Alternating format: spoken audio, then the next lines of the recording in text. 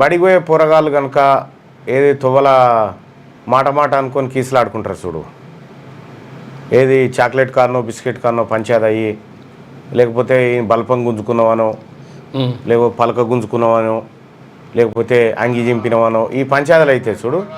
నిన్న బీఆర్ఎస్ కాంగ్రెస్ పంచాయతీ ఆ నాయకుల పంచాయతీ చూస్తే ఒక గట్లే అనిపించే ఉంది. మేము పంచాయతీ అయితే ఏం చేస్తారు, తల్లిదండ్రులు వచ్చి నడు పోరడా అని చెప్పి కొట్టింటికి తీసుకుంటారు. ఒక గట్లా ఉంది. బీఆర్ఎస్ పార్టీ నాయకులు ప్రెస్ క్లబ్ కాడికి పోయి రేవంత్ రెడ్డి గారు కురిసేసి రేవంత్ రెడ్డి చర్చ పెడదామని ఆయన, వాళ్ళేమో అసెంబ్లీ కాడికి పోయి అసెంబ్లీ కాడికి రాని వాళ్ళు. ఏం చేయాలి ఇప్పుడు వచ్చి? మీ ఇద్దరు కలిసిన జాగాలు అనేకం ఉన్నాయి అసెంబ్లీలోనే. ఇట్లా రాజకీయాన్ని గింత ప్రజా అవసరాలకు కాకుండా నిజంగా వాస్తవానికి బీఆర్ఎస్ పార్టీ నాయకులు నిన్న సోమాజిగూడ కాడికి రమ్మని పిలిచారు ముఖ్యమంత్రిని. ఇదే కేసీఆర్ గారు ముఖ్యమంత్రికి ఉన్నప్పుడుగా నేను కూడా కుర్చేసి పిలిచిన నాడు రమ్మని.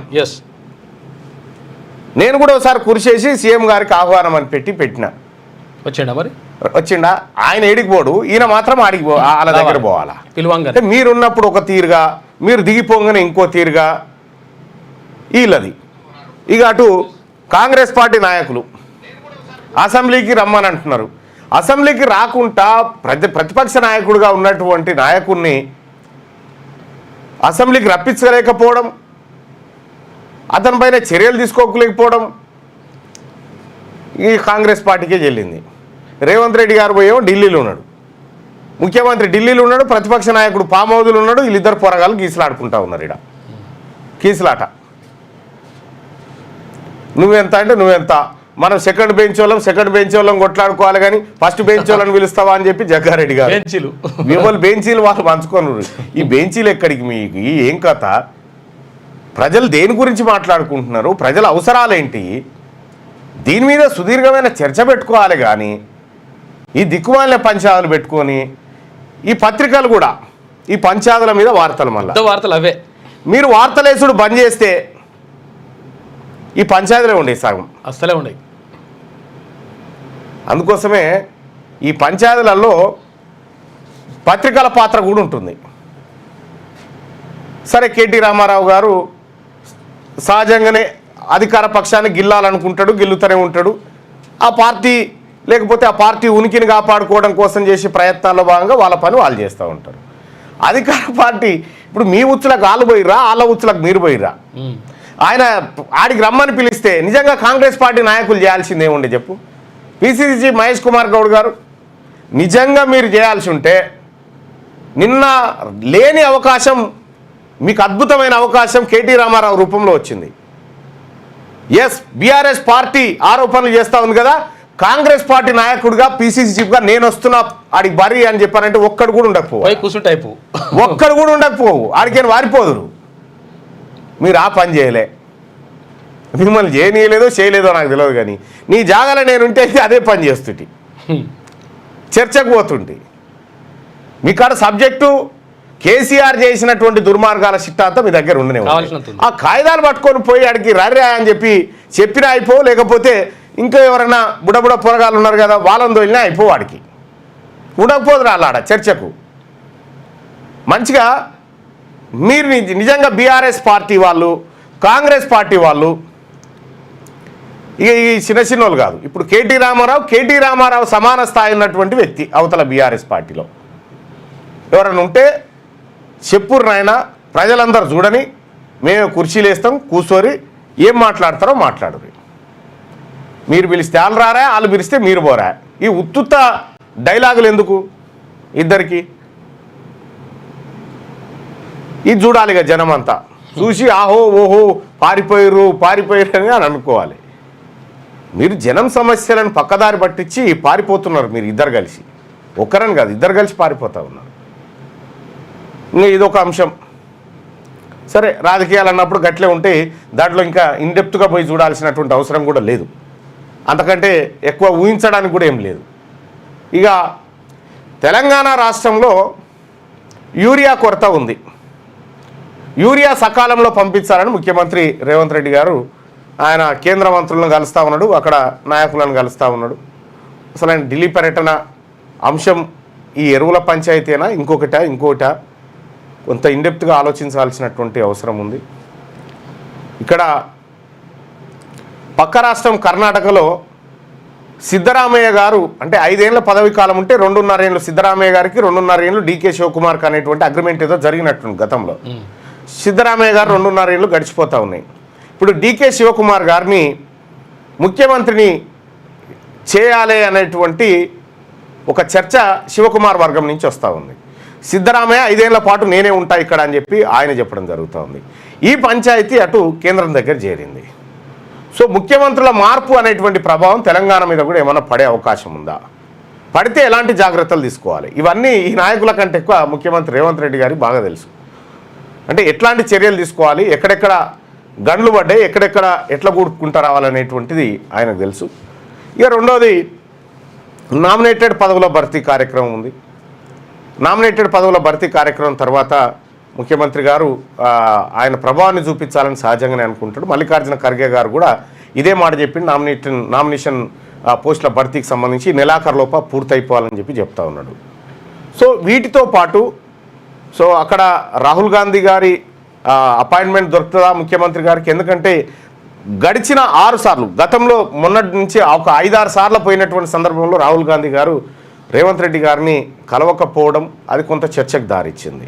సో ఎక్కడ విభేదాలు వచ్చినా ఏం కథ అనేది తెలవాల్సినటువంటి అంశం ఉంది. అయితే ఒకానొక సందర్భంలో మనం కూడా మాట్లాడుకున్నాం, నరేంద్ర మోడీ మేరే బడే బాయ్ అనేటువంటి సందర్భంలో కొద్దిగా రాహుల్ గాంధీ గారు హట్ అయినట్టుగా తెలుస్తూ ఉంది.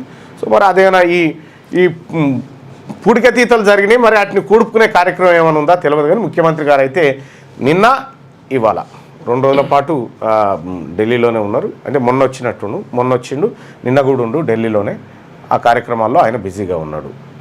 సో ఇక్కడ రాజకీయ వాతావరణం అయితే ఇట్లా ఉంటే ఇక భారతీయ జనతా పార్టీ కూడా లోకల్ బాడీ ఎన్నికలపైన వాళ్ళు కూడా సీరియస్గా డిస్కషన్ చేస్తూ ఉన్నారు. కాకపోతే భారతీయ జనతా పార్టీ అర్బన్ ఏరియాలో ఉన్నంత బలంగా రూరల్ ఏరియాలో లేదు, మరి దక్షిణ తెలంగాణ ప్రాంతంలో కొంత ఇబ్బందులు ఎదుర్కొంటూ ఉంది.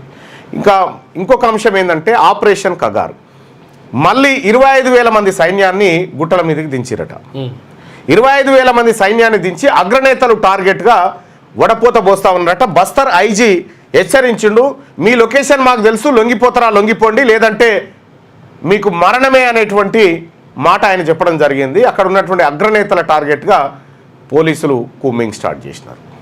సో మరి అది మళ్ళొక మొన్ననే మన రవి ఉన్నట్టుగా గాజల రవి, నంబాల కేశవరావు వీళ్ళందరినీ హతమార్చినటువంటి నేపథ్యంలో సో మరి వీళ్ళు కూడా పోతా ఉన్నారట. 25,000 మంది సైన్యాన్ని గుట్టల మీదకి దించిరనేది ఒక వార్త కనిపిస్తూ ఉంది. మరి 1-2 రోజులలో మళ్ళీ మావోయిస్ట్ అగ్రనేతల పైన ఈ మారణకాండ కొనసాగే అవకాశం కనిపిస్తూ ఉంది. మార్చి 31, 2026 వరకు భారతదేశంలో మావోయిస్టులను లేకుండా చేస్తామనేటువంటి శపథం ఏదైతే అమిత్ షా తీసుకున్నాడో ఆ శపథం నేపథ్యంలో ఇది చాలా సీరియస్గా జరుగుతూ ఉంది. మరి ఏం జరుగుతుందో చూడాలి. మావోయిస్టుల ఏరివేత పరిపూర్ణమవుతుందా, అమిత్ షా ఏం చెప్పినటువంటి మాట మీద ఉంటారా, ఏం జరుగుతుందో చూడాలి. కానీ ఇదొక భయంకరమైనటువంటి మాట. ఇంకా ఇది ఇట్లా ఉంటే జపాన్లో సునామీ వస్తుందని ఆమె ఎవరో చెప్పేది. అవును, జపాన్లో సునామీ వస్తుంది, జపాన్ తుడిచిపెట్టకపోతుంది జూలై 5 తారీఖు నాడు అన్నారు. 5 పోయింది, 5 పోయింది, 6 పోయింది, 7 పోయింది, 8 పోయింది, 9కి వచ్చింది. ఇవాళ 9 తారీఖు 9 తారీఖు ఇక ఆల్మోస్ట్ ఆల్ ఆమె ప్రిడిక్షన్ అంతా ఫెయిల్ అయినట్టే కనిపిస్తూ ఉంది.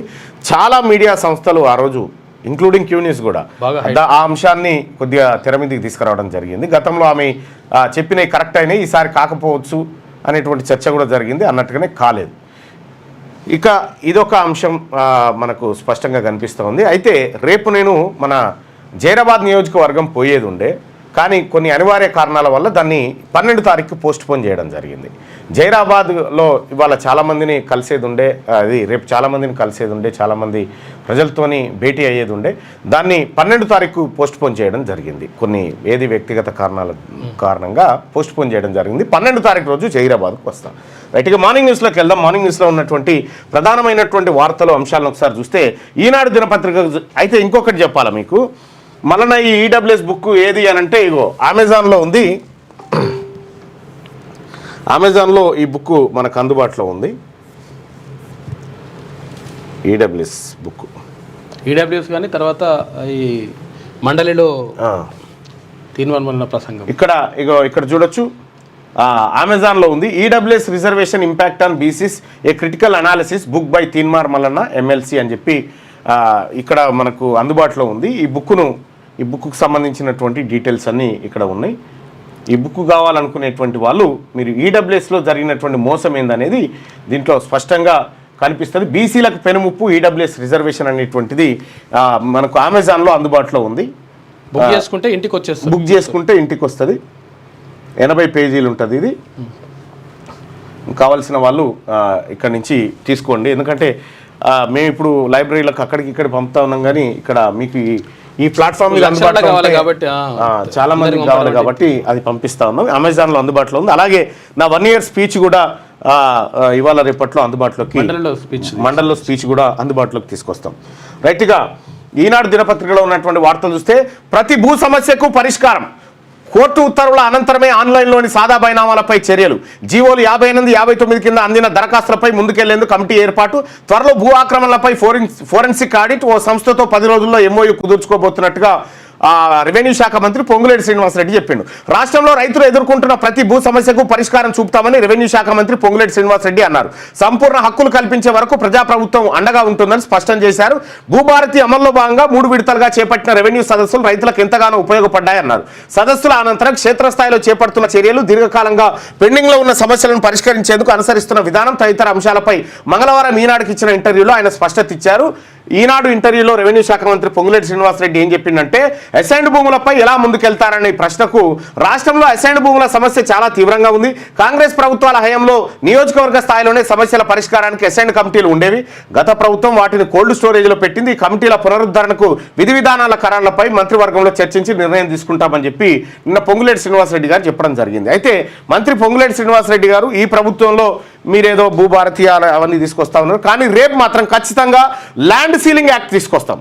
ల్యాండ్ సీలింగ్ యాక్ట్ ద్వారా దాదాపుగా 20 నుంచి 30 లక్షల ఎకరాల భూమి దొరుకుతుంది. ఆ భూమిని పేద వర్గాలకు పంచుతాం. 100 ఎకరాలు ఉండడు కాదు, భూ పరిమితి చట్టం తీసుకొస్తాం. దాన్ని మీరు ఇంప్లిమెంట్ చేయలే. గతంలో ఉన్న కాంగ్రెస్ పార్టీ ప్రభుత్వాలు ఇంప్లిమెంట్ చేయలే. పివి నరసింహారావు, ఇందిరాగాంధీ ఆశయాలకు మీరు తూట్లు పడిచారు. దాన్ని ఎట్లా ఈ బీసీ ప్రజలకు భూములు పంచానో ఆ విధంగా పంచి చూపెడతాం. ఇక యూరియా కోట పెంచండి, కేంద్ర మంత్రి నడ్డాకు సీఎం రేవంత్ రెడ్డి వినతి. జైరాబాద్ పారిశ్రామిక స్మార్ట్ సిటీ అభివృద్ధికి చేయూతనివ్వాలని పీయూష్ గోయల్కు విజ్ఞప్తి. ముఖ్యమంత్రి రేవంత్ రెడ్డి తన ఢిల్లీ పర్యటనలో 2వ రోజు మంగళవారం 2 కేంద్ర మంత్రులతో భేటీ అయ్యారు. రాష్ట్రానికి యూరియా కోట పెంచాలని ఎరువులు రసాయనాల శాఖ మంత్రి జేపీ నడ్డాకు విజ్ఞప్తి చేశారు. కేంద్ర వాణిజ్య శాఖ మంత్రి పీయూష్ గోయల్ను కలిసి జైరాబాద్ పారిశ్రామిక స్మార్ట్ సిటీ, వరంగల్ విమానాశ్రయానికి ఆర్థిక సాయం, హైదరాబాద్ విజయవాడల మధ్య నూతన పారిశ్రామిక కారిడార్ అభివృద్ధి, హైదరాబాద్ బెంగళూరు మధ్య తలపెట్టిన పారిశ్రామిక కారిడార్ను ఏరో డిఫెన్స్ కారిడార్గా అభివృద్ధి చేయడంపై చర్చించారు. రాష్ట్రంలో ఎరువుల కొరత కారణంగా రైతులు ఆందోళన చెందుతున్న నేపథ్యంలో ఆ సమస్య గురించి జేపీ నడ్డాకు ముఖ్యమంత్రి వివరించారు. ప్రస్తుత వానాకాలం సీజన్కు సంబంధించి ఏప్రిల్, జూన్ నెలల మధ్యలో 5 లక్షల టన్నుల సరఫరా చేయాల్సి ఉండగా 3.07 లక్షల టన్నులు మాత్రమే సరఫరా చేశారు. రాష్ట్రంలో వ్యవసాయ పనులు జోరుగా సాగుతున్నాయి. ఈ సమయంలో యూరియా అవసరం ఉన్నందువల్ల నిరాటంకంగా సరఫరా చేయాలి. జూలై నెలకు సంబంధించి దేశీయంగా ఉత్పత్తి అయిన యూరియా 63,000 టన్నులు, విదేశాల నుంచి దిగుమతి చేసుకున్న దాంట్లో 97,000 టన్నులు సరఫరా చేయాల్సి ఉండగా ఇప్పటి వరకు 29,000 టన్నులు మాత్రమే అందించారు. రాష్ట్ర రైతులు అవసరాలకు దృష్టిలో ఉంచుకొని దేశీయంగా ఉత్పత్తి అయ్యే యూరియా కోట పెంచాలని చెప్పి ముఖ్యమంత్రి రేవంత్ రెడ్డి గారు జేపీ నడ్డాకు పుష్పగుచ్చం అందజేసి ఈ విజ్ఞప్తి చేశారు. ఇక 18 మంత్రివర్గ సమావేశాలు, 327 నిర్ణయాలు. కేబినెట్ రేపటి భేటీలో వాటిపైనే సమీక్ష చేయబోతా ఉన్నారట. 18 మంత్రివర్గ సమావేశాలు జరిగినాయి ఇప్పటి వరకు. అందులో 327 నిర్ణయాలు జరిగినాయట. కేబినెట్ ఈ నిర్ణయాలపైన వీటిని సమీక్షించేటువంటి అవకాశం ఉందట. రేపే కేబినెట్ భేటీ జరగబోతా ఉంది. ఈ ఏ అంశాలు చర్చకు వస్తాయి? సో ఇక్కడ క్లియర్గా లోకల్ బాడీ ఎన్నికల గురించి చర్చ రావాల్సింది. ఎందుకంటే హైకోర్టు విధించిన గడువు, రిజర్వేషన్ల గడువు ఏదైతే ఉందో అది మరొక 4-5 రోజులలో ముగియబోతా ఉంది, వారం రోజులలో ముగియబోతా ఉంది. కాబట్టి లోకల్ బాడీ ఎన్నికల మీద రేపు క్యాబినెట్లో నిర్ణయం తీసుకోబోతా ఉన్నారు. సరే, జీవో ఇచ్చి చేతులు దులుపుకుందాము, 42% రిజర్వేషన్ వాళ్ళ ముఖాన ఇసురుకోవడం అది ఉంటుంటే పోతపోయింది అనేటువంటి చర్చ కూడా సాగుతుంది. ఈ అన్ని అంశాలు రేపు వస్తాయి. రేపు క్యాబినెట్లో చర్చ తర్వాత లోకల్ బాడీ ఎన్నికలపైన స్పష్టత వచ్చే అవకాశం అయితే స్పష్టంగా కనిపిస్తూ ఉంది. ఇంకా ఇది ఇట్లుంటే సవాల్ విసిరి రాలేదేం, కనీసం మంత్రులైనా వస్తారనుకున్నాం, మరో తేదీ స్థలాన్ని మీరే నిర్ణయించండి, లేదంటే కేసీఆర్ క్షమాపణ చెప్పండి, ముఖ్యమంత్రి ఉద్దేశించి కేటీఆర్ వ్యాఖ్యలు. రైతు సమస్యలపై చర్చించడానికి కేసీఆర్ కేటీఆర్ ఎవరు వస్తారో రమ్మని మీరే సవాల్ విసిరారు. మీ సవాల్కు సిద్ధపడి చర్చించడానికి వస్తే మీరెందుకు రాలేదు అంటూ భరాసా కార్యనిర్వాహక అధ్యక్షుడు కేటీఆర్ సీఎంను ఉద్దేశించి ప్రశ్నించారు. ఢిల్లీ పర్యటన పెట్టుకుని ఎందుకు వెళ్లారు, మీకోసం ప్రత్యేకంగా కుర్చీ కూడా వేశామని చెప్పి చెప్తా ఉన్నారు.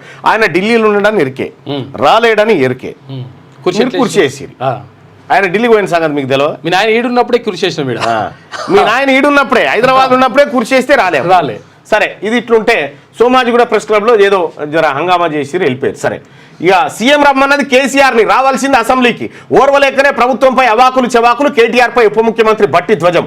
మహబూబాబాద్ జిల్లాలో అభివృద్ధి పనులకు శంకుస్థాపన, లెక్కలు తేల్చుకుందాం, అసెంబ్లీకి రావాలని ముఖ్యమంత్రి రేవంత్ రెడ్డి కేసీఆర్ సవాల్ విసిరారు.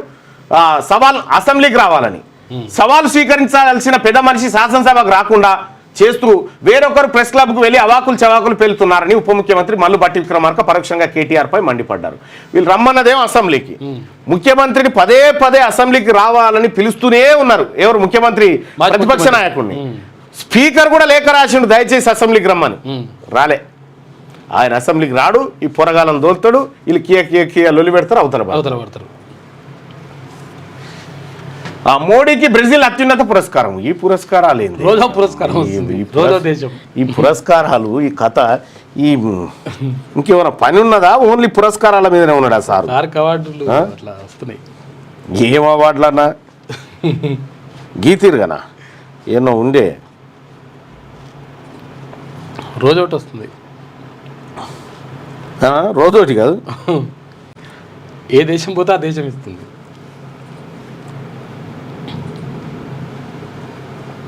మోడీ పురస్కారాలు ఇట్లా నిండిపోయిన మొన్న ఆయన పంపిండు నాకు. మనమే ఒక భారతరత్న, తర్వాత ఇక్కడ నోబెల్ కూడా ఒకటి తీసుకుంటే అయిపోతుంది. ఇక అదొక్కటి ఉంది, ఇక్కడ ఒకటి అక్కడ తీసుకుంటే సెట్ అవుతుంది. ఇక భారతరత్న ఒకటి, ఆ నోబెల్ 2 ఇచ్చేరా. ఈ తిరుగుడన్న బంద్ చేసి ఇటు వస్తాడు సారు. ఇగో నిజంగా అందరూ అన్ని దేశాలు గిన్యా. ఇగో సెల్యూట్ టు భారత్స్ రైజ్ 2025లో the order of the republican Trinidad and Tobago. 2025లో ఒకటి ఘనా దేశాన్ని, 2025లో సిప్రస్ది, 2025లో మిత్ర శ్రీలంకకి సంబంధించినటువంటిది. ఇక ఇక్కడ ఇండియన్ ఓషన్కి సంబంధించి ఇగో ఇవన్నీ అవార్డులు ఇప్పుడు ఇంట్లో హైయెస్ట్ సివిలియన్ హానర్ అట, బెస్టోడ్ ఆన్ పిఎం మోడీ అని చెప్పి అవార్డులు అందుకుంటేందుకు ఇగో ఈ దేశాల పాయింట్ అన్నీ తిరుగుతాయి. ఏం అవార్డులు సార్ నాకు అర్థం కాలే. నాకు ఈ దేశంలో అవార్డులు తర్వాత తీసుకుని మణిపూర్ రగిలిపోతా ఉంది. గాడికి పోయి ఒక్కసారి పోయి వస్తా, వాళ్ళ బాధ ఏందో చూస్తా అనేది అది లేదు. ఈ మావోయిస్టులు లేఖ రాసి మేము చర్చలకు సిద్ధమంటే ఇది రావు, పోయి అవార్డులు అందుకొని రాబడుతుంది. ఇంకా అవార్డుల కథ అయినది. ఇక ఈ ఒడిగల గుర్రానికి తిరుగు రోగం అంటారు చూడు, ఆ గట్లే ఉంది కథ. మోడీకి బ్రెజిల్ అత్యున్నత పురస్కారం, ద్వైపాక్షిక సంబంధాలు బలోపేతానికి గుర్తింపట. తెరుచుకున్న శ్రీశైలం గేట్లు, నీటి విడుదలను ప్రారంభించిన AP CM Chandrababu, Achampet MLA Vamsi Krishna. Srisailam గేట్లు తెరుచుకునేట. ఈ గేట్లు తెరుచుకున్నటువంటి సందర్భంలో ఆ వీడియోలను ఒకసారి చూసే ప్రయత్నం చేద్దాం. ఇక శ్రీశైలం అంటే ఇప్పుడు హైదరాబాద్కు దగ్గర కాబట్టి శ్రీశైలం ఇట్లా పోతారు, అట్లా వస్తూ ఉంటారు. ఇదే ఇదిగో 4 గేట్లు తెరిచిరట శ్రీశైలం.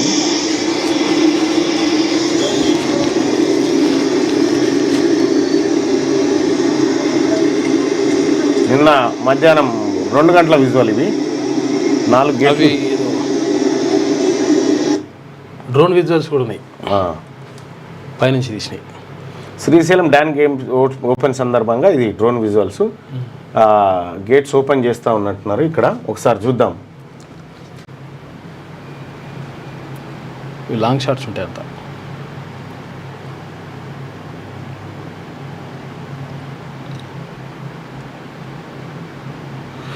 ఒకప్పుడు ఇటువంటి విజువల్ తీయాలంటే హెలికాప్టర్ షాట్, హెలికాప్టర్ అని పెట్టేది. రిలీజ్ అవుతా ఉన్నాయి చూడొచ్చు మనం. ఇట్లా 2 4 తీస్తారు మొత్తం.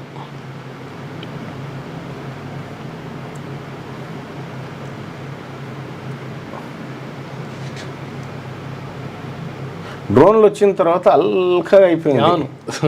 సినిమా తీసినట్టు తీస్తున్నారు. ఇప్పుడు శ్రీశైలం నిండు కుండలాగా ఉందట, ఫుల్ అయింది.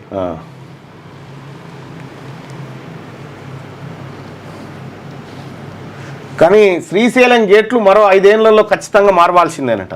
లేకపోతే మారకపోతే చాలా ప్రమాదం ఉండే అవకాశం ఉందని చెప్పి నిపుణులు చెప్తా ఉన్నారు. తుంగభద్ర కన్నా ఎన్నో ఆడ అట్లయింది కదా. ఈ 2 గేట్లు ఓపెన్ అయిపోయినాయి, ఇంకొద్దిగా ఇంకా 2 ఉన్నట్టున్నాయి. ఇంకా ఈవిడైనా ఇది జూరాల ఇది ఈయన మన జూపల్లి అచ్చా మంత్రి జూపల్లి కృష్ణారావు ఈ జూరాల నీళ్లను విడుదల చేస్తా ఉన్నాడు. అయితే హరీష్ రావు ఏమంటాడంటే ఇది కేసీఆర్ కృషి వల్లనే ఆయన జూరాల కట్టింది కేసీఆర్ కాదు, దాన్ని ముట్టింది కాదు, దానికి గిరీస్ పెట్టింది కాదు. జూపల్లి కృష్ణారావు ఓపెన్ చేస్తే ఇది కేసీఆర్ అడగడం వల్లనే ఓపెన్ చేసిండని. ఎంత తొందిరంటే అబ్బాబ్బా, హరీష్ రావు అంత తొందిరి మనిషిని ఆడదులే. ఇది అక్కడ మన చైనా నేపాల్ బాగా వర్షాలు వచ్చి వరదలు వస్తున్నాయి. చైనా దిక్క నేపాల్ చైనా సరిహద్దులో ఆకస్మిక వరదలు వస్తూ ఉన్నాయట. సో ఇది తెరుచుకున్న శ్రీశైలం గేట్లు. ఇక భారత్తో వాణిజ్య ఒప్పందానికి చేరువయ్యాం, అమెరికా అధ్యక్షుడు ట్రంప్ వెల్లడి, బంగ్లాదేశ్పై 35% సుంకం విధింపంటూ ఒక వార్తను చూస్తూ ఉన్నాం. ఇక ఆయన ఆ పనిలో ఉంటే ఇక మన సారేం పురస్కారాలు అందుకుంటా ఉండు, ఆయన ఏమో గడికోపారు నాకు నోబెల్ అని చెప్పి ఆయన అంటా ఉండు. నోబెల్కు చేరువ అవుతుంది ఈయన. ఇన్ని దేశాలే తీసుకున్నాక ఇంకా నోబెల్ రాకపోతే ఏమొస్తుంది? అన్ని దేశాలు మద్దతు ఉండే. సైబర్ నేరాలకు అడ్డాలు ఆ 10 జిల్లాలే. రూపాయలు 100 కోట్లు కొల్లగొడుతున్న ఉత్తరాది ముఠాలు, గ్రామాల్లో తిష్ట వేసి దేశవ్యాప్తంగా మోసాలు. కొత్త హాట్స్పాట్లుగా మహబూబ్ నగర్, చిత్తూరు. FCRF ఆధ్వర్యంలో వెల్లడి, చిన్న చిన్న జాగ్రత్తలతో ముప్పు తప్పుతుందంటున్న అధ్యయనకర్తలట. ఊర్లే అక్కడ కుటీర పరిశ్రమ లెక్క ప్రతి ఇంట్లో కంప్యూటరు పెట్టుకొని ఈ సైబర్ మోసాలు చేస్తూ ఉన్నట్టు. రాజస్థాన్లో గ్రామం ఈనాడు ఈటీవీ కథనంలో నేను చూసిన. ఉత్తరాదిలో 10 జిల్లాల మారుమూల గ్రామాల్లో తిష్ట వేసిన ముఠాలు దేశవ్యాప్తంగా సైబర్ నేరాలకు పాల్పడుతున్నాయి. ఆన్లైన్ మోసాల్లో 80% వీరి ప్రమేయంతోనే జరుగుతున్నట్టు తాజాగా వెల్లడైంది. ముఖ్యంగా రాజస్థాన్, హర్యానా, జార్ఖండ్, ఉత్తరప్రదేశ్లోని 10 జిల్లాలు సైబర్ నేరస్తులకు కేంద్రంగా ఉన్నట్టుగా తెలిసింది. ఎక్కడ? జార్ఖండ్, ఉత్తరప్రదేశ్, హర్యానా, రాజస్థాన్ ఈ గ్రామాలలో మారుమూల గ్రామాలలో ముఠాలు ఏర్పడి సైబర్ మోసాలు చేస్తూ ఉన్నారట. ఆ ఊళ్ళకి ఎవరైనా పోలీసు వాళ్ళు పోతే కొట్టి చంపుతారు. ఇక బయట పురుగు పోనీకే లేదు. ఇది సంగతి. ఏంది ఇది? Netanyahu, Trump.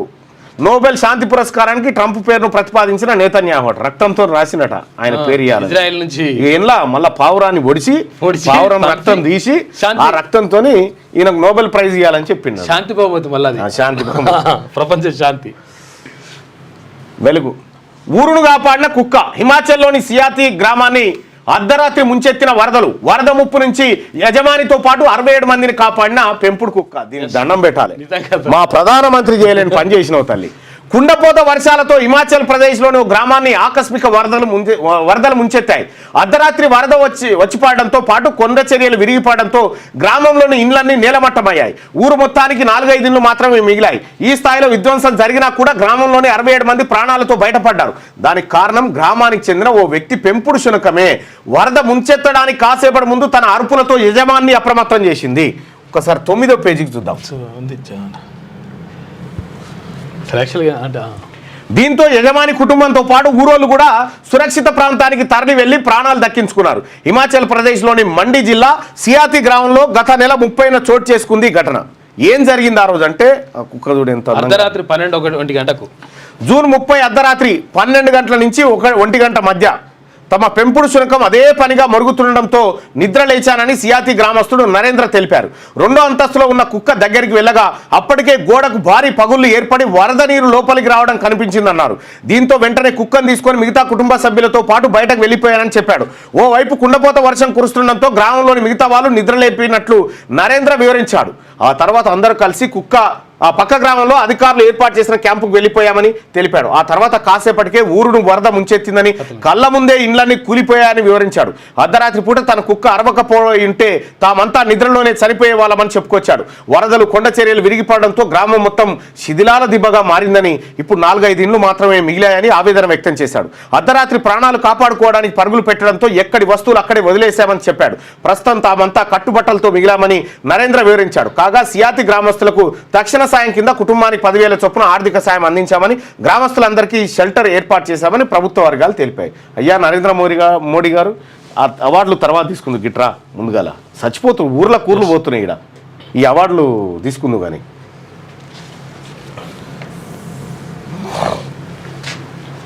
కుక్క చూడు ఎంత పని చేసిందో. కుక్కని చాలా మంది కొడతా ఉంటారు, విసిగించుకుంటూ ఉంటారు, తక్కువ. కానీ కుక్క మీరు గుర్తు పెట్టుకోరి, మీతోనే ఏమున్నా లేకపోయినా మీతోనే ఉంటుంది జీవితాంతం. విశ్వాసం ఉన్నదంటే అదే. విశ్వాసం. విశ్వాసానికి మారిపోయారు. కుక్క ఉంటే అగో అంత లాభం ఉంటుంది అన్నాడు. అందుకే ఒక ఆయన కాపలా కుక్క లెక్క ఉంటా అన్నాడు. అది వేరే కథ. యూరియా టైంకు అందివ్వండి, యూరియా టైంకు అందివ్వండి, దేశీయంగా ఉత్పత్తి అవుతున్న యూరియా కోటను పెంచండి, సరిపడా రైల్వే రేకులను కేటాయించండి. కేంద్ర ఎరువుల శాఖ మంత్రి నడ్డాకు సీఎం రేవంత్ వినతి. రెండో రోజు కేంద్ర మంత్రులు నడ్డా, పీయూష్ గోయల్తో భేటీ. జైరాబాద్ ఇండస్ట్రియల్ స్మార్ట్ సిటీ అభివృద్ధికి సహకరించండి. ఐటీ ఆమోదించిన 596.61 కోట్లు విడుదల చేయండి. వరంగల్ ఎయిర్పోర్టుకు నిధులు ఇవ్వండి. బెంగళూరు హైదరాబాద్ ఏరో డిఫెన్స్ కారిడార్ను మంజూరు చేయాలని రిక్వెస్ట్ చేసి నిన్న అక్కడికి పోయి. ఇక సవాళ్ళ హీట్. అసెంబ్లీలో కాంగ్రెస్, ప్రెస్ క్లబ్లో బీఆర్ఎస్. ఉద్యోగాల భర్తీ, రైతు సంక్షేమం, ఏపీ నీళ్ల దోపిడీపై చర్చకు రావాలంటూ సవాళ్లు ప్రతి సవాళ్లు. చర్చిద్దామంటూ ప్రెస్ క్లబ్ వెళ్లిన కేటీఆర్, బీఆర్ఎస్ లీడర్లు. సీఎం రేవంత్ కోసం అంటూ కుర్చీ ఏర్పాటు. అదే సమయంలో అసెంబ్లీకి పీసీసీ మహేష్ కుమార్ గౌడ్, కాంగ్రెస్ నేతలు. చర్చకు రమ్మన్నది నిన్ను కాదు మీ నాయనను, పీసీసీ చీఫ్. అసెంబ్లీకి రమ్మంటే తప్పించుకు తిరుగుతున్నారని ఫైర్. నిజంగా చర్చ జరగాలంటే మీ నాయన తరఫున ఒక లెటర్ రాసి అసెంబ్లీ సమావేశాలు పెట్టండి. మనం ఈ సమస్యల మీద అసెంబ్లీలో చర్చిద్దాం. అసెంబ్లీలో జరిగే చర్చను ప్రత్యక్ష ప్రసారంలో ప్రజలందరూ చూస్తారు. ప్రజలే న్యాయ నిర్ణేతలు కాబట్టి వాళ్ళు నిర్ణయం తీసుకుంటారని ఒకటి చెప్పనుంటారు. మా నాయన ఈసారి ఇవాళ చెప్పదని చెప్పు.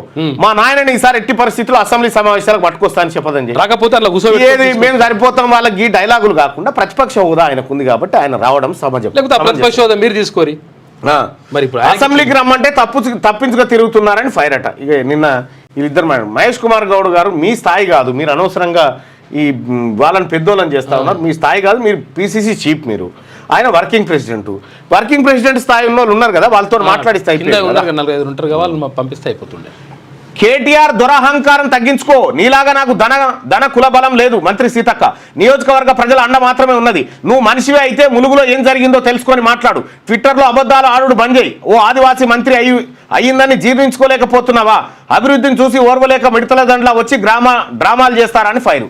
ఏంది నీలాగా నాకు ధన కులబలం లేదు. ఓ సీతక్క, తెలంగాణ రాష్ట్రంలో ఉన్న ఆదివాసీల సంఖ్య తెలంగాణ రాష్ట్రంలో ఉన్న వెలమల కంటే 1000 రెట్లు ఎక్కువ. నీకు బలం లేదంటే ఉన్నది.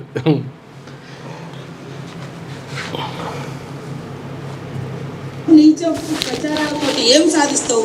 నాశనం అయిపోతావు నువ్వు అంతే. ఇంకా నేనేం చెప్పలేను. నాకు కుల బలము, ధన బలము, నా వెనక అన్నదమ్ముల బలం ఏం లేదు. అన్నదమ్ముల బలం లేదంటూ మళ్ళా అందరి బలం ఉన్నది నీకు. ఎందుకు లేదు? కేటీ రామారావు దగ్గర ఉన్నది పైస బలం మాత్రమే, కుల బలం కూడా లేదు ఆయన దగ్గర. ఆయన కులం ఎంత గిత్తత్ ఉంటుంది. మొత్తం జూబ్లీ హిల్స్ ఏది నియోజకవర్గం అంతా తీస్తే కూడా 112 ఓట్లు వెళ్ళలే వాళ్ళవి. మన ఆదివాసీలే ఎక్కువనే మరి జూబ్లీ హిల్స్. నిజమే, అదే నీకు బలం లేదని అనకక్క. ప్రజల బలమే ఉంది. నా దేవుడు సమ్మక్క సార్లమ్మ దయ ఉంది. అందుకని నా నోటి వాక్యం ఎలక్షన్ల ముందు కూడా మేము మిడతల దండ వచ్చినప్పుడు, అరే నా ఎంబడి ఎందుకు పడుతున్నారా మీరు, నాశనం అయిపోతారన్న. తర్వాత ఇంకోటి ఎక్కడో ఏదో ఒక ఫోన్ మా పిఏ చేసి, నేను అది భద్ర ఆంధ్రాకు సంబంధించిన వాళ్ళది. ఆంధ్ర గవర్నమెంట్, ఈ గవర్నమెంట్ టీఆర్ఎస్ ఉన్నప్పుడు అక్కడిక్కడ రాయబారాలు చేసిన ఆ లారీలో ఏదో మావాడు ఏదో ఫోన్ చేసిండని దాని మీద నన్ను మొత్తం ట్రోల్ చేస్తే ఆ రోజు దుఃఖంతో నేను అన్నా, నువ్వు నాశనం అయిపోతావని. 2 రోజులకే నీ కుటుంబం వచ్చి జైల్లో పడి. అది నాది అంతే, అంతకంటే ఏం లేదు. చూసుకో వీడియోలో. సీతక్క నోటి మాట. ఇక్కడనే ఆ పార్టీ ఆఫీస్ లో ఎలక్షన్ జరుగుతుంటే చెప్పిన ఆ రోజు పడడానికి పోయి నువ్వు మధ్యలో బతికిపోయావు. ఇంతకంటే ఇంకోటి ఏం లేదు. కేటీఆర్, నువ్వు పెట్టుకుంటే నీ సమవుజ్జులతోటి నువ్వు పెట్టుకో, కానీ ఒక ఆడకూతులతో ఇంట్లో ఆడబిడ్డను ఓర్వైతే బయట ఆడబిడ్డల్ని ఎదగనేవైతే. నిన్న మా సీఎం చెప్తున్నాడు, ఎస్ ఆడబిడ్డల రాజ్యాన్ని తీసుకురావడం కోసం నేను అవసరం 60 సీట్లు ఇస్తా, గెలిపిస్తా అంటున్నావు. నీ ఇంట్లో ఆడబిడ్డనే నువ్వు రకరకాల కుట్రలు కుతంత్రాలు చేసినావని బాధపడుతూ టీవీలో ముందుకొచ్చి ఏడుస్తుంది.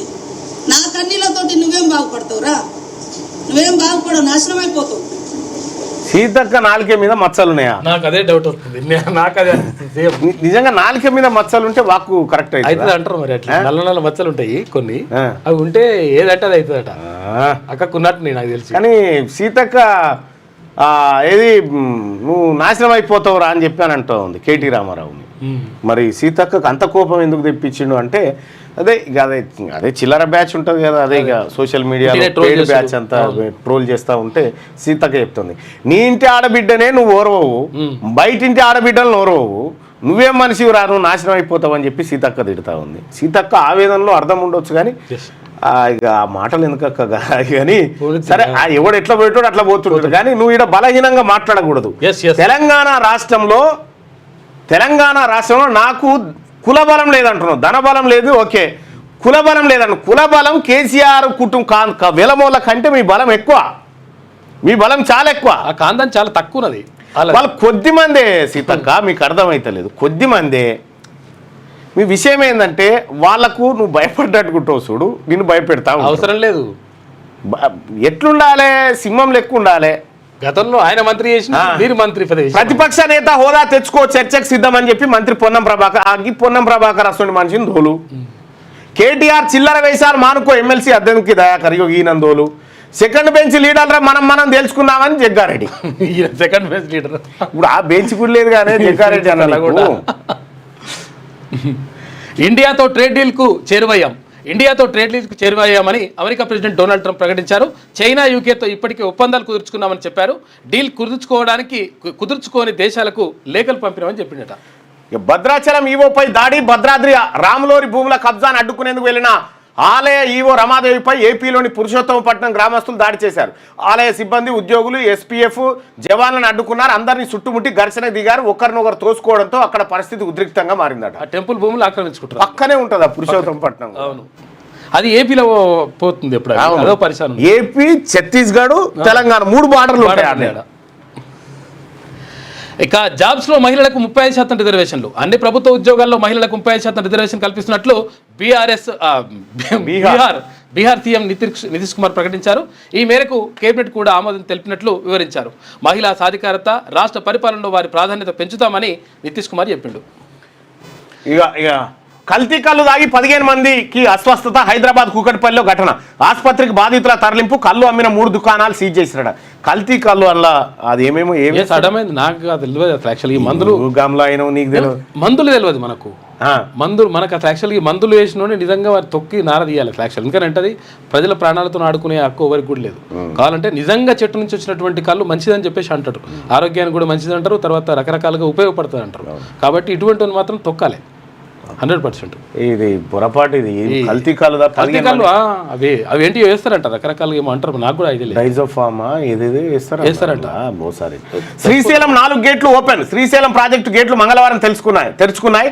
4 రోజులుగా కృష్ణా, తుంగభద్ర నదుల నుంచి భారీగా వరద వస్తుండటంతో ప్రాజెక్టు ఫుల్ కెపాసిటీకి చేరుకుంది. దీంతో మధ్యాహ్నం 2:30 గంటలకు శ్రీశైలం 4 గేట్లను 10 మీటర్ల ఎత్తు వరకు ఓపెన్ చేసి దిగువన ఉన్న నాగార్జున సాగర్కు నీటి విడుదల చేసిరట. పైన జూరాల నుంచి వస్తా ఉన్నాయి, ఇటు ఇక్కడ నుంచి ఇక్కడ పోతా ఉన్నాయి. ఇదంతా ప్రాసెస్. కలవకుర్తి లిఫ్ట్ నుంచి నీటి విడుదల. ఎల్లూరు పంప్ హౌస్లో మోటార్ ఆన్ చేసిన మంత్రి జూపల్లి. జూలై 2వ వారంలో నీటినే వదలడంతో ఆయకట్టు రైతుల్లో హర్షం. పాలమూరు ప్రాజెక్టులను గత సర్కారు నిర్లక్ష్యం చేసిందని మంత్రి జూపల్లి. కనీసం కాలువలకు కూడా లైనింగ్ చేయలేదు. ఈ కాలువలే సరిగా చేయలేదు. మేము నిలదీస్తేనే కలవకుర్తి మోటార్లు ఆన్ అయినాయి. ఎవ్వనికన్నా ఉట్టని మా బిడ్డ అని ఎత్తుకుంటారు వీళ్ళు. ఇది కేసీఆర్ విజయం అని హరీష్ రావు. ఎగువ నుంచి వస్తున్న ఈ కేసీఆర్ కూడా అరే ఎక్కడరా నేనేడంటిరా ఈ మాట అనేటట్టు ఉంటుంది. అంగట్లో ఎవరి బిడ్డ అన్న. ఎగువ నుంచి వస్తున్న వరదను విడిచిపెట్టడం దుర్మార్గం. రాజకీయ కక్ష సాధింపు మానేసి రైతాంగంపై దృష్టి పెట్టాలని సూచన. మీరు మీ బామ్మర్ది మీరంతా ఈ డ్రామాలు బంద్ చేసి, సోషల్ మీడియా డ్రామాలు బంద్ చేసి మీ మామని అసెంబ్లీకి తీసుకొచ్చి ఏడాదిని అర్థం అయిపోతుంది. 2 నెలలు దగ్గరకు వస్తుంది అసెంబ్లీ. కొత్త అసెంబ్లీ వచ్చి కూర్చొని 2 మాటలు వచ్చిపోయా. అట్లా వస్తున్నా పోతున్నా ఓ రామశీల్ కానీ అటే బాయ్ మళ్ళీ రాకు బండల బస్. హిడ్మా టార్గెట్ గా ఆపరేషన్ మాన్సూన్. అప్పుడు ఈ ఆటలు ఉండే కదా. అవును, అసలు వస్తున్నా పోతున్నా ఓ రామశీల్ కళ్ళు మూసి ఆడేది కదా. దాగుడు మూతలు ఓదికేం దాగుడు మూతలు. అప్పుడు ముండ్లు విపరీతంగా గుచ్చుకునేది. ముండ్లు గుచ్చుకొని సిమ్మటన ఇదేమంటారు కదా దాన్ని. సిమ్మటతో ఇట్లా గుంజాలి. సిమ్మటతోని ముండ్లు గుంజుడు 2 ఇట్లుంటాయి. బాయి కాడ ముండ్లు ఇరిగితే అందులో జిల్లేడు వాళ్ళు పోస్తే చాలా మందికి తెలుసు అనుకుంటా. ఈ ముండ్లు ఇరిగినప్పుడు వెనకడ జిల్లేడు వాళ్ళు పోసేది. జిల్లేడు వాళ్ళు పోసి ఇట్లా వచ్చేది. రంధ్రం చేసి ఇట్లా కంటతో చేసి పైకి వస్తుండే. జిల్లేడు వాళ్ళు పోస్తే పైకి వస్తుండే మెల్లగా. జిల్లెడు వాళ్ళు ఎప్పుడన్నా మీ కాలుకు ముళ్ళు ఇరిగినప్పుడు జిల్లెడు వాళ్ళు పోసేది తెలుసా? దెబ్బ తాకితే నల్లలం పెట్టుడు. దెబ్బ తాకితే సీతక్క కేటీఆర్ డైజోఫామ్ అంట, క్లోరోఫామ్ కలుపుతారు అందులో అని చెప్పి చెప్తా ఉన్నారు. డైజోఫామ్ క్లోరోహైడ్రేట్ అని చెప్పి చెప్తా ఉన్నారు. జిల్లేడు వాళ్ళు పోసేది ముళ్ళు ఇరిగినప్పుడు, ముళ్ళు లోతుకి తుమ్మ ముళ్ళు జర చీకిపోయిన తుమ్మ ముళ్ళు అయితే లోపలి పోయి ప్రాణం పోయేది. అది కొంచెం ఇట్లా ఇట్లా ఎగిలిచ్చి దాంట్లో పాలు ఇప్పుడు కూడా పోస్తున్నట. రావుల భాస్కర్ చెప్తా ఉన్నాడు, నేను పోసిన అని చెప్తున్నాను. అప్పుడు మేము బాయకాడ ముళ్ళు ఇరిగితే అప్పుడు చెప్పులాగి ఇప్పులా అంతే, చెప్పులు 7వ తరగతి దాకా చెప్పులే లేవు. చెప్పులు వేసుకున్నా కానీ కూర్చుకునేది, ఆ ముళ్ళు అవి పారగాన్ చెప్పులు వేసుకున్నా కానీ కూర్చేది, ఆ కిందికి వచ్చేదా.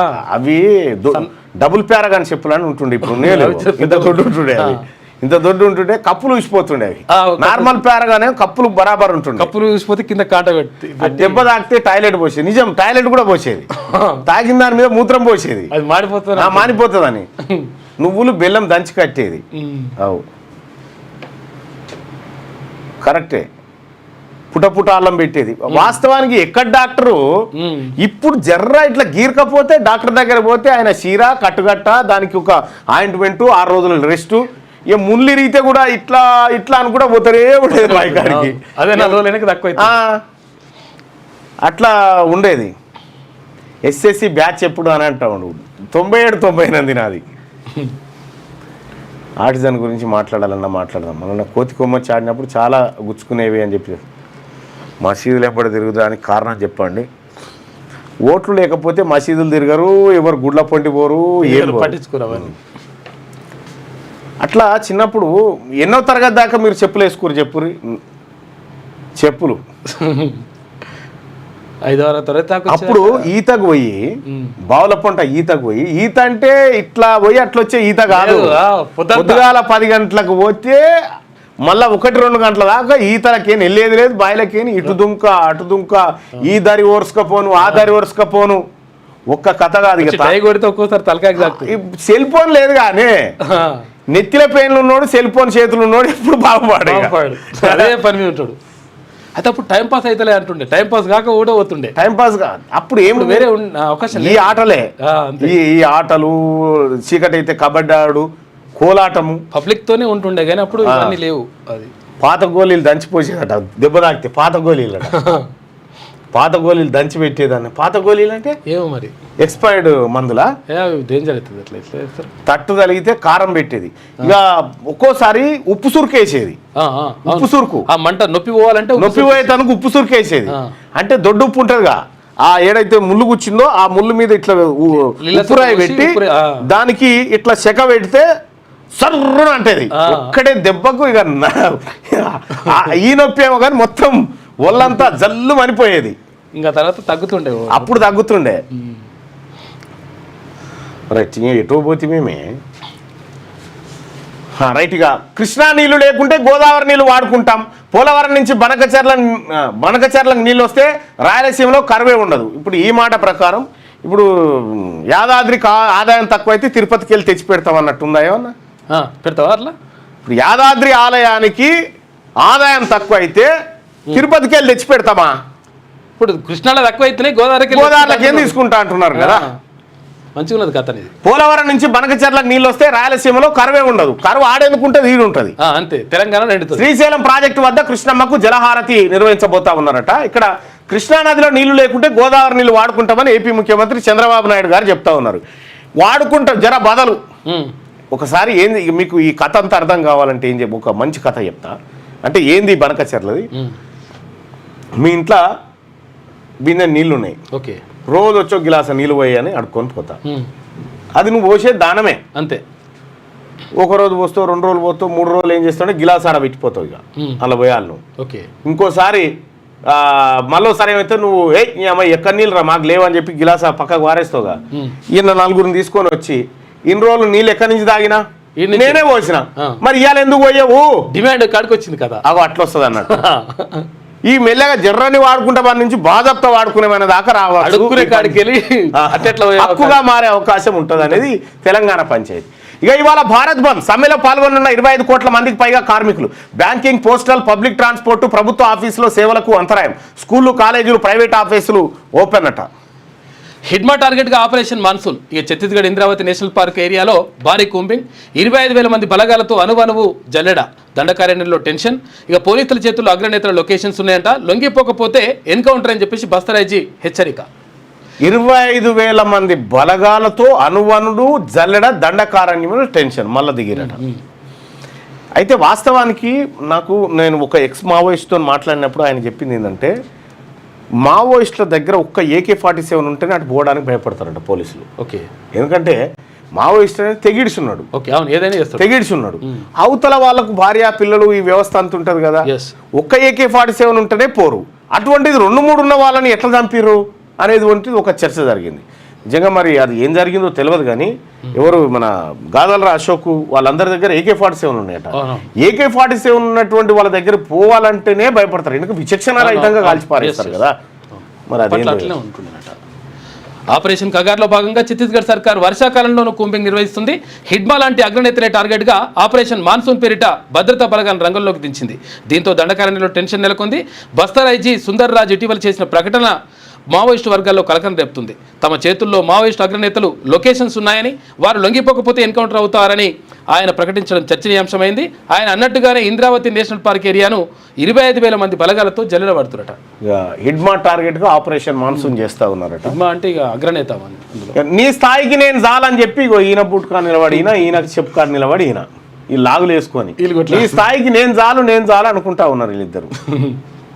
నిజంగా ఈ రాజకీయ నాయకులు ఇప్పుడు ఆరోపణలు ప్రత్యారోపణలు చూసుకుందాం రా కుర్చీ అంటారు కదా, వీళ్ళిద్దరు కలిసిరు అనుకో ఈ ఎవరు ఉండదు, ఇటు కేటీ రామారావు ఇటు ఇక ఆ సమాన స్థాయి నేత వాళ్ళకు 2 కట్టెలు ఇచ్చి రవీంద్ర భారతిలో లోపల రూమ్లకు తోలి కొట్టుకోరంటే కొట్టుకుంటారా, 2 కట్టెలు 2 కత్తులు. వీళ్ళ వెనకాల జనం లేకపోతే వీళ్ళు పిల్లుల కంటే తక్కువ, పిల్లులే ఎక్కువ. ఇంక మీరు జనం ఎవరు రెచ్చిపోకూడదు, ఎవరిని ఎవడు కొట్టుకోడు, రాజకీయ నాయకులం ఎవరి కంట్లో ఎవడు ఏలు పెట్టుకోడు, డైలాగులు మిమ్మల్ని ప్రేరేపిస్తేందుకు మాత్రమే.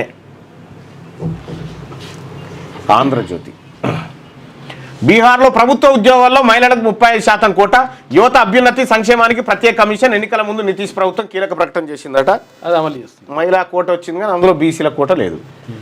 జైరాబాద్ స్మార్ట్ సిటీకి డబ్బులు ఇవ్వండి, కేంద్రం ఆమోదించిన 596 కోట్లు విడుదల చేయండి. వరంగల్ విమానాశ్రయానికి ఆర్థిక చేయూత. హైదరాబాద్ బెంగళూరు ఏరో డిఫెన్స్ కారిడార్. తెలంగాణకు సకాలంలో యూరియా. దేశీయ ఉత్పత్తిలో రాష్ట్రం కోటా పెంచండి. కేంద్ర మంత్రులు గోయల్ నడ్డాలకు సీఎం నిన్న వినతి పత్రం ఇచ్చిండు. మెడికల్ కాలేజీ నుంచి లంచం, మహిళా ప్రొఫెసర్పై సిబిఐ కేసు. తనిఖీల్లో కాలేజీకి అనుకూలంగా నివేదిక, లక్షల్లో లంచం ఉంచినట్టు గుర్తింపు.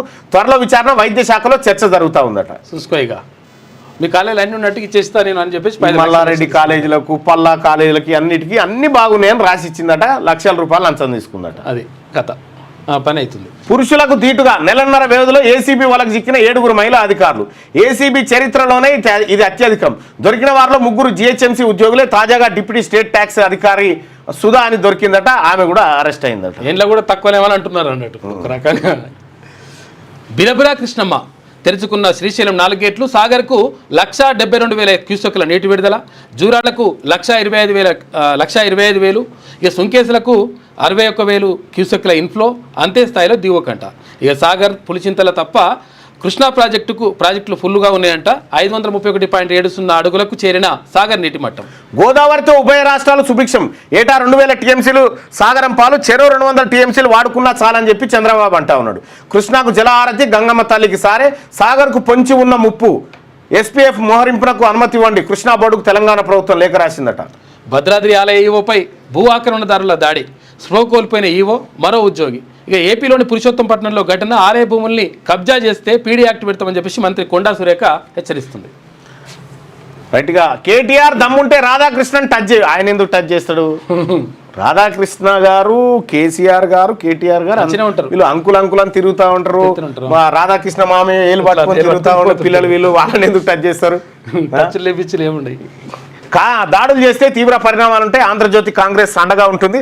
ఆ పార్టీ నేతల స్పష్టీకరణ. దాడికి రెచ్చగొడుతోంది కేటీఆర్ఏ, సీతక్క అంటుంది. ఇక ఆంధ్రజ్యోతిపై దాడి చేస్తే టీ న్యూస్పై కాంగ్రెస్ శ్రేణులు దాడి చేస్తాయని రమేష్ రెడ్డి. రాధాకృష్ణ తెలంగాణ బిడ్డ అని చెప్పి మైనంపల్లి అంటా ఉంటారు. రాధాకృష్ణ నిజామాబాదే కావచ్చు కనుక, కాకపోతే ఆంధ్ర ఫ్లేవర్ కొంత ఉంటుంది, పూర్వీకులు ఉంటుంది. అయితే విషయం ఏంటంటే ఆంధ్రజ్యోతిని ఎవరు టచ్ చేయడు, టీ న్యూస్ని ఎవరు టచ్ చేయడు, ఏం చేయడు. ఇదంతా ఉత్తదే. వాళ్ళకి బీఆర్ఎస్ వాళ్ళకి తెలియదా? ఏదైనా ఇప్పుడు ఆంధ్రజ్యోతి మీద పడితే ఇప్పుడు కాంగ్రెస్ వాళ్ళని హైర్ చేసుకురు, ఇప్పుడు ఆంధ్రజ్యోతి వాళ్ళు కాంగ్రెస్ వాళ్ళని బీజేపీ వాళ్ళు అంతే. వీళ్ళిద్దరు కలిసిపోయి జేఏసీ ఏర్పాటు చేసి టీ న్యూస్ వనకొడితే ఏంది పరిస్థితి? ఇది మాటలనే చేస్తారు. చర్చకు రమ్మని ఢిల్లీకి పారిపోయావేం? పారిపోవడం రేవంత్కి అలవాటే. రచ్చ తప్ప చర్చ చేయడానికి రాదు. నువ్వు రాకపోతే డిప్యూటీ సీఎంను లేదా వ్యవసాయ మంత్రిని పంపు. గిది అన్నో మంచిగుంది. సమయం స్థలం చెప్పు. ఈసారి రాకుంటే కేసీఆర్ క్షమాపణ చెప్పాలి. కేటీఆర్ ధ్వజం పార్టీ నేతలతో ప్రెస్ క్లబ్ వద్దకు సీఎం కోసం కుర్చీ. సభలో చర్చిద్దామంటే ప్రెస్ క్లబ్లో రాద్దాంతం. వచ్చే ఎన్నికల్లో బీఆర్ఎస్కు డిపాజిట్లు గల్లంతాయని బట్టి నేను స్పందించే స్థాయి కేటీఆర్ది కాదని మహేష్ కుమార్. కేటీఆర్ పిచ్చి కుక్కలా వరుతున్నాడని రామ్మోహన్ రెడ్డి. చెల్లెలి ఫోన్ ట్యాప్ చేసిన నీచ చరిత్ర అని చెప్పి అద్దంకి దయాకర్ అంటా ఉన్నాడు. అయ్యో, ఒక్కటి అని 20 అనిపించుకున్నట్టు అంతే. భారత్లో మీడియాపై సెన్సార్షిప్ అట. ప్రభుత్వం చెప్పడంతో రైటర్స్ హ్యాండిల్స్ ఆపేశామట.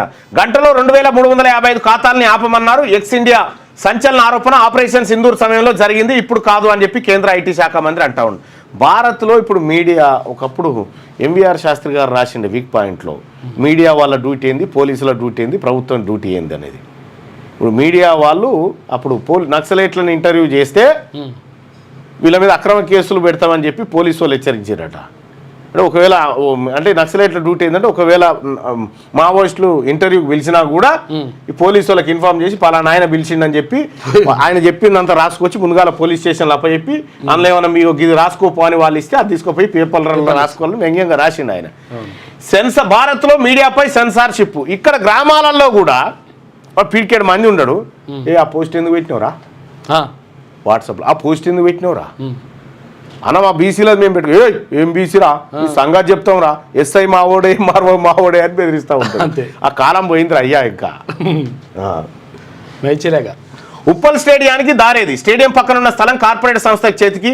స్టేడియంలో 5 గేట్లు మూస్తూ గోడ నిర్మాణం చేసిరట. పార్కింగ్ స్థలం కూడా గల్లంత అయిపోయిందట ఉప్పల్ స్టేడియం. మరి ఏం కథ ఇప్పుడు ఇది? ఏడాదిలోనే రైతులకు 70,000 కోట్లు అభివృద్ధిని చూసి ఓర్వలేక బీఆర్ఎస్ బురద జల్లే ప్రయత్నం అండి బట్టి విక్రమార్క. మంచి కార్యక్రమాలు చేస్తుంటే కడుపు మంట అని చెప్పి పొంగులేటి. కాంగ్రెస్ ప్రభుత్వం 15 ఏళ్ళుంటే రాష్ట్రం సుభిక్షమని కోమటిరెడ్డి. ఇక తెలంగాణ కావాలన్నా కోమటిరెడ్డి గారు, ఎందుకంటే అది ఇంకొక 3 ఏళ్ళే ఉంది టర్మ్. అది అయిపోయిన తర్వాత ఇట్లా బీసీ ప్రభుత్వం ఉంటుంది. తెలంగాణ కావాలంటున్నా ఇతర రాష్ట్రాల ప్రజలు అని చెప్పి తెలంగాణలా కావాలంటున్నా. మహబూబాబాద్లో పలు అభివృద్ధి కార్యక్రమాల శంకుస్థాపన జరిగిందట. ఇక కీరవాణి తండ్రి శివశక్తి దాస్ కన్నుమూతనట.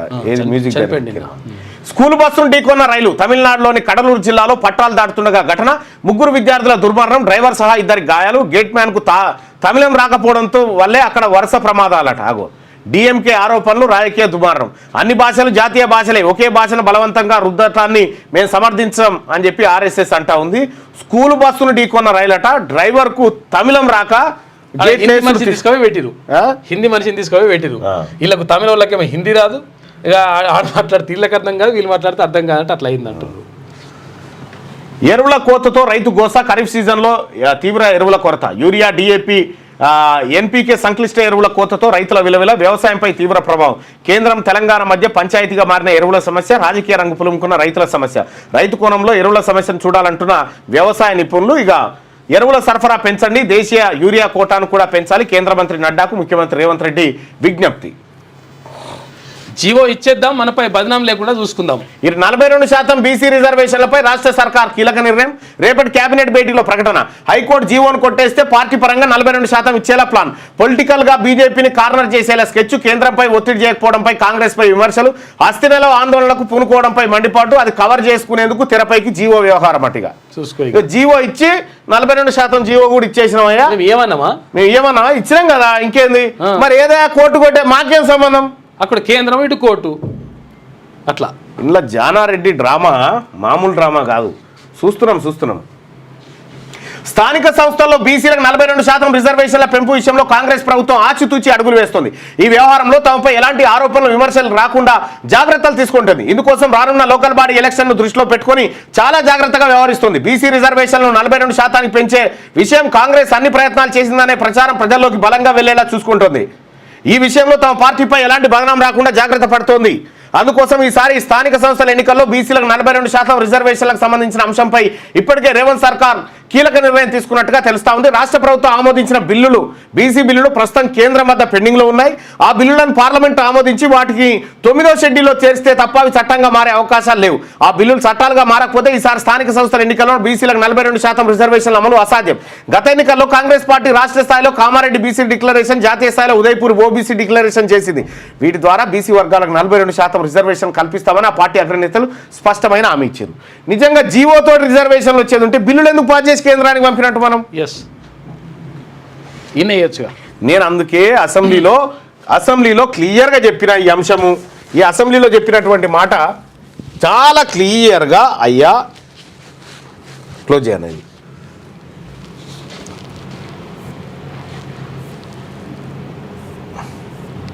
ఎక్కడుందా ఇక క్లియర్గా చెప్పి మీడియాలో వాళ్ళే, ఎడ్యుకేషన్ డిపార్ట్మెంట్ వాళ్ళే, పాలిటిక్స్ వాళ్ళే, సినిమా వాళ్ళే, ఐపీఎల్ వాళ్ళే, కాంట్రాక్టర్లు వాళ్ళే, ఫార్మా ఇండస్ట్రీ వాళ్ళదే, భారీ పరిశ్రమలు వాళ్ళవే, రియల్ ఎస్టేట్ వాళ్ళవే. మేము ఏడున్నాం సార్. ఇంకా మా బీసీలకు కంట్రోల్ బియ్యం, ఇందిరం మిల్లు, 2000 పింఛన్, ఆరోగ్యశ్రీ కార్డు సస్తే రైతుంది. ఈ రాజ్యాంగం మాకు చెప్తా ఉంది, మిమ్మల్ని పైకి తీసుకొస్తామని చెప్తా ఉన్నది. ఈ బిల్లు ద్వారా పోయి 42% రిజర్వేషన్ వస్తుందా అధ్యక్ష? గుండె మీద చేసుకొని చెప్పమని ఇక్కడ ఉన్న వాళ్ళని. ఇది సాధ్యమయ్యేదేనా? ఎంతవరకు సాధ్యం అని చెప్పండి, ఒకసారి ఆలోచన చేయండి అధ్యక్ష. ఇది ప్రజలను మభ్యపెట్టడానికి కాకపోతే దేనికోసం అధ్యక్ష? ఇది రాజకీయాల కోసం కాదా? అందుకే ఈ వేదిక నేను చెప్తా ఉన్నా అధ్యక్ష, ఈ వాటాల ద్వారానో ఈ కోటాల ద్వారానో కాదు అధ్యక్ష, ఈ తెలంగాణ రాష్ట్రంలో, ఈ దేశంలో బీసీలు అధికారంలోకి వచ్చినప్పుడే వాళ్ళ బతుకులు మారుతాయని తమ ద్వారా తెలియజేస్తుంది. ఇది ఒక్కటే మనకు ఉన్న మార్గం, ఇంకొకటి లేనే లేదు, ఆప్షన్ లేదు. ఇక మన ముందు ఇంకొక ఆప్షనే లేదు, సెకండ్ ఆప్షన్ లేదు. ఇక మనకు వాళ్ళకేమో ఫార్మా ఇండస్ట్రీలు, మెడికల్ కాలేజీలు, ఇంజనీరింగ్ కాలేజీలు, సినిమా స్టూడియోలు, అధికారము, అంత మంత్రి పదవులు అన్నీ వాళ్ళకు. మన బీసీలకేమో కంట్రోల్ బియ్యము, రేషన్ కార్డు, ఇందిరం మిల్లు, సస్తి పింఛన్, అంతే. ఇది మన బతుకు. నేను ఒక్కని మండల్లో ఉంటే గిట్లా ఉంది, ఒక్క 10 మంది మన బీసీ బిడ్డలు కనుక తోడు నిలబడితే ఉంటుందా? వేరే మొత్తం దద్దరిల్లిపోవాలి. చూద్దాం, మన మంచి రోజు వస్తుందిలే.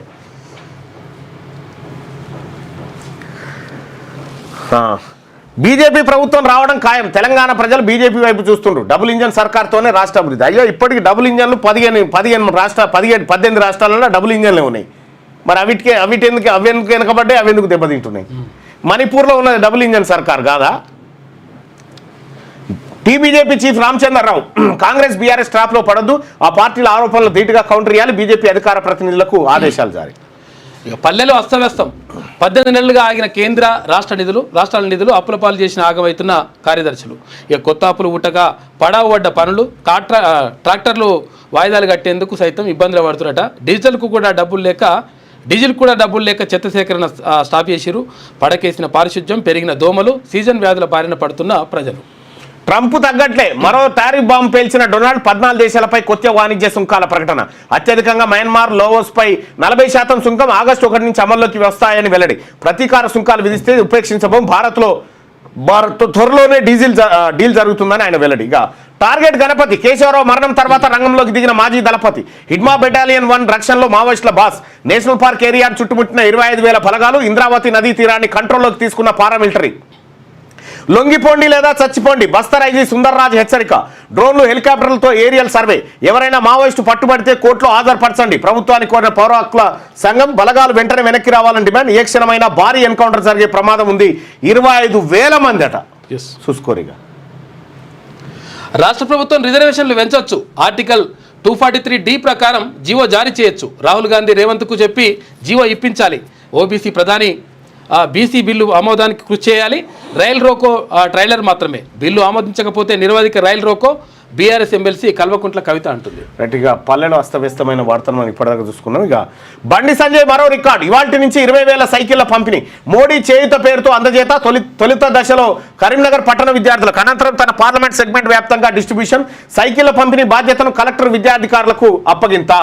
కేంద్ర మంత్రి బండి సంజయ్ మరో రికార్డు సృష్టించనున్నారు. ఇవాల్టి నుంచి మోడీ కానుక తన కరీంనగర్ పార్లమెంట్ నియోజకవర్గంలో 20,000 సైకిళ్ల పంపిణీకి శ్రీకారం చుట్టారు. ఈ సైకిల్ 10వ తరగతి విద్యార్థులకు అందించనున్నారు. ఈ మేరకు రాష్ట్ర బీజేపీ కార్యాలయం నుంచి మీడియాకు సైకిల్ పంపిణీకి సంబంధించిన ఒక ప్రకటన విడుదలైందట. 20,000 సైకిళ్లు పంచబోతా ఉన్నాయట. ఫస్ట్ కరీంనగర్లో, ఆ తర్వాత తన పార్లమెంట్ సెగ్మెంట్లో ప్రతి ఆడపిల్లలకి ఇస్తారేమో, స్కూల్ పిల్లలకి. విమాన ప్రమాదంపై ఏఐబి ప్రాథమిక నివేదిక విమాన మంత్రిత్వ శాఖ అధికారులకు అందజేత. బహిర్గతం కాని నివేదిక వారంలో విడుదలయ్యే ఛాన్స్. ప్రమాద కారణాలపై స్పష్టత వచ్చే అవకాశాలు. ఇంకా లోతుగా దర్యాప్తు చేస్తున్న ఏఐబి అట. విమాన ప్రమాదానికి సంబంధించి జూలై 12 జరిగింది కదా ఘటన, జూలై 12 కదా. బాంబు బెదిరింపుల కలకలం. రాజ్భవన్కు బాంబు బెదిరింపు, 4 చోట్ల ఆర్డీఎక్స్ బాంబులు. ఐఈడి పెట్టినట్లు మెయిలు. రంగంలోకి డాగు బాంబ్ స్క్వాడ్ బృందాలు. Raj Bhavan, city civil court, judge quarters, Gymkhana క్లబ్లో తనిఖీలు చేసిరట. ఊడు రాయరాంకులు అట్లా చెప్తుంటాడు. సాక్షి దినపత్రికలో ఉన్న వార్తలను ఒకసారి చూస్తే అతడు వదిలి వెళ్లిన పాఠాలు. దర్శకుడు గుర్దత్ శత జయంతి సందర్భంగా ప్రత్యేక కథనమట. సబలెంకా శ్రమించి ఇక వింబుల్డన్ టోర్నీలో 3వ సెమీస్ చేరిన బెలారస్ స్టార్.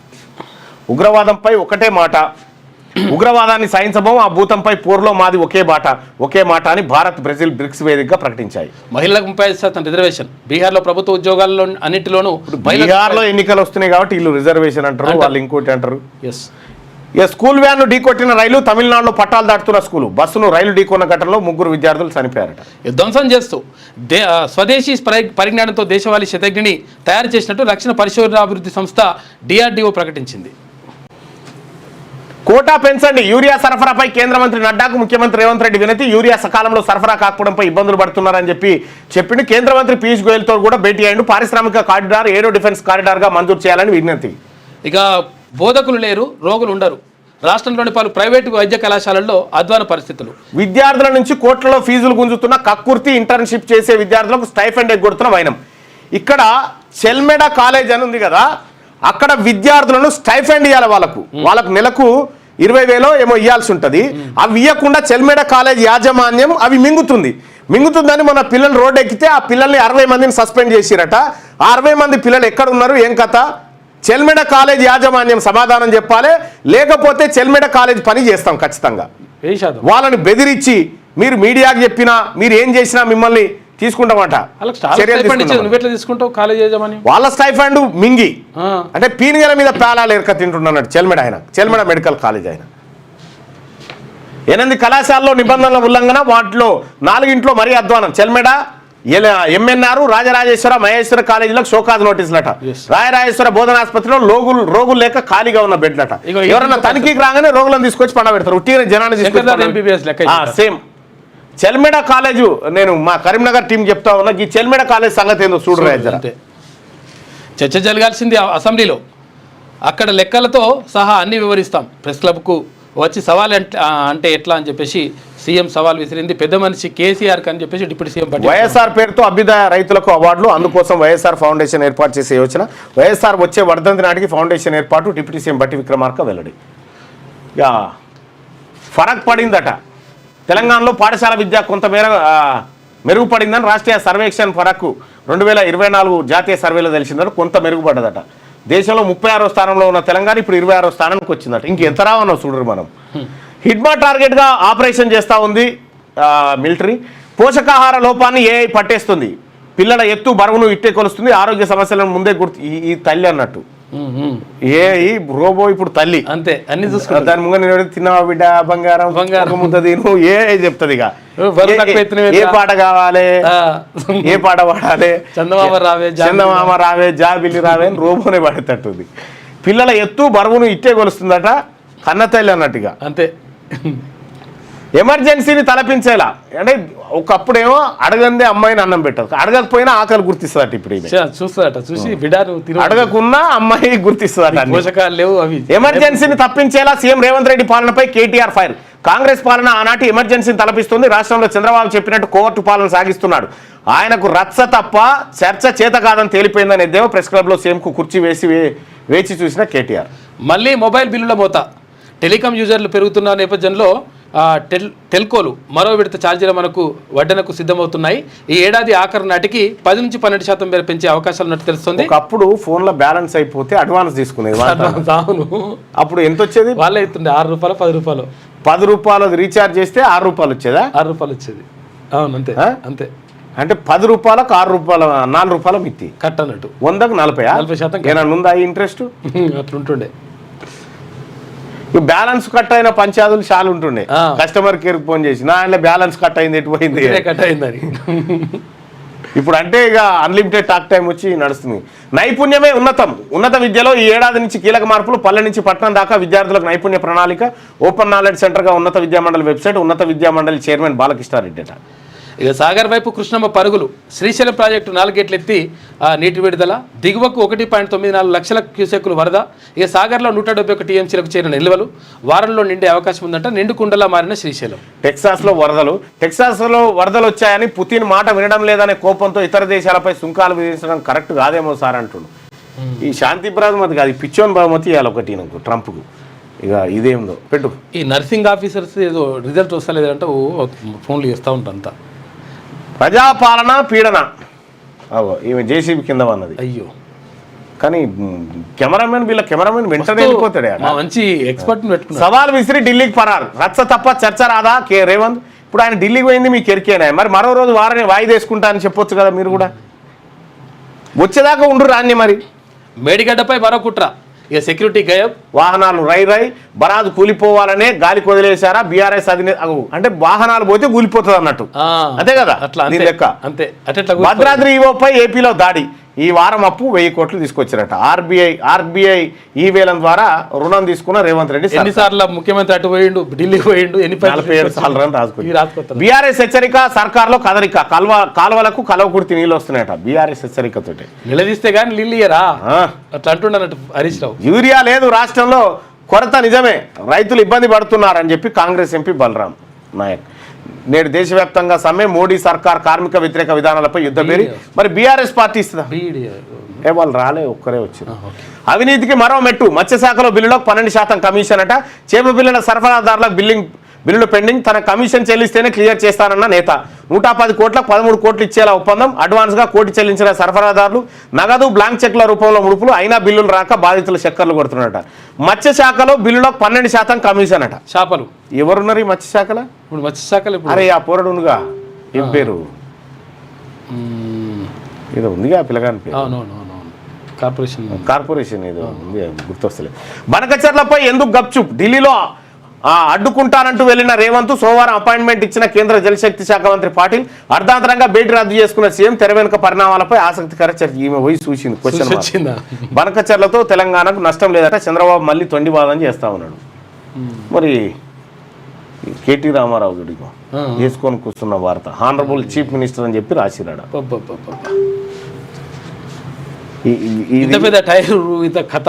కేటీ రామారావు గనుక నాగులవాసం అనే పాము ఉంటుంది చూడ్రి, దాన్ని ఏమంటారు?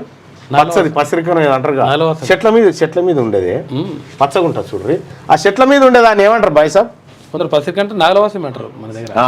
మెట్టు సాయి కుమారా లేత పొరగాడు. అయితే ఈ చెట్ల మీద ఉంటుంది చూడు పచ్చగోటి పాము. నీరుగట్టలా ఉంటుంది కానీ చెట్ల మీద ఉంటుంది కాబట్టి నాగులవాసమే. నాగులవాసమేనా? పచ్చగా ఉంటుంది, ఆకుపచ్చగా. ఆ నాగులవాసం అది ఇట్లా ఇట్లా ఇట్లా అని ఇంకో కొమ్మ మీద పోతా ఉంటుంది. సన్నగా ఉంటుంది, ఇంత సన్న గిత్తత్ ఉంటుంది. అవులవాస అనట, అములవాస దాని పేరట. అంటే ఒక్కో దగ్గర ఒక్కో రకంగా. ఉసరవెల్లి కాదు. అయితే ఒక ఆయన ఏం చేసిండట, కేటీ రామారావు వస్తుంటే ఆయన ఏది ఆ ఇంటి వెనుక షెట్ కాడికి పోతే ఇదే నాగులవాసం కనిపించిందట. నాగులవాసాన్ని చూ అని ఎలగొచ్చిండట. చూ అని ఎలగొడితే అది ఆయనతో అది భయపడి అటు వెళ్ళిపోయిందట. ఆవులవాసనం ఏదో పసిరిక పాము. అది వెళ్ళిపోతే ఆయన వచ్చి ఈయన ఎలగొట్టేది ఇంకొక ఆయన చూసినట్ట. అటు పాముందిరా, అటు పోకురా నాయన, పెద్ద పాముంది, దాన్ని అదే ఈయన ఎలగొచ్చిండు అని చెప్పిండట. ఈ విషయం ఇంత ఇంత ఇంత ఇంత ఈ పోరాడు పనిచేసేటువంటి నమస్తే తెలంగాణ పత్రిక అంటే అనకొండ నిలగొట్టిన యువకుడు. అది కొండ చిలువనా అనకొండనా కొండ చిలువనా అమాంతంగా మింగేసే ప్రయత్నం చేసిన అడ్డుకున్న యువకుడు. ఏలుదొడ్డు ఉండదు, మళ్ళీ ఏలుదొడ్డు కూడా ఉండదు. దాని అనకొండను అడ్డుకున్న యువకుడు దాన్ని దారి మళ్లించిండు, దాన్ని చాకచక్యంగా పట్టుకున్నాడు. అది ఆ వీరునితోటి అయింది, ఎవరితోటి కాలేదని చెప్పి వార్త అన్నట్టుగా జరిగిన ఘటన. అవులా ఏది నాగులవాసం అంటే ఏలుదొడ్డు కూడా ఉన్నది పాము గురించి. అనకొండ కొండ చిలువ అవుతుంది. అదే నాగుల మాసం ఏదో అంటారు కదా, రకరకాలు అంటారు. కొన్ని షెట్టిరికే పాము అట. షెట్టిరికే పాము అంటే చెట్టిరిక పాము, చెట్టిరిక పాము అంటారు. చెట్టిరిక పాము అంటారు. షెట్టిరికే పాము కూడా అంటారట. ఆ గది పడితే ఇగో ఇక్కడనేమో నమస్తే తెలంగాణ పత్రిక ఏం చేస్తుందంటే అనకొండ అమెజాన్ నుంచి అడవుల నుంచి ఇక్కడికే వచ్చింది, సరిగ్గా అక్కడ కాపు కాసుకొని కూర్చుంటే చాకచక్యంగా ఈ అబ్బాయి పోయి దాన్ని గొంతు బట్టి ఈయన చుట్టుకున్నా కూడా దాన్ని తీసుకుపోయి అవతల బారేసిండని చెప్పి రాస్తుంది నమస్తే తెలంగాణ. అంత పత్రిక అది. ఆ పత్రిక గురించి మనం పెద్దగా బాధపడకూడదు. వానకోకిలినట అది. అవి చిన్నప్పుడు బాగా అనిపించేటి. ఇప్పుడు ఊర్లో పోంటే కాకులు కూడా కనిపిస్తలేవుగా. కనిపిస్తలేవు. కాకులు ఉన్నాయా ఊర్లే? పుట్టే పెడితే కూడా వస్తలే. ఇప్పుడు వస్తలే. ఒకప్పుడు కావులు కావు కావు కావు అంటుండే, కాకులే లేవు ఊర్లో. గుంపులే వస్తుండే. ఇది జరుగుతున్నటువంటి కథ. ఒకసారి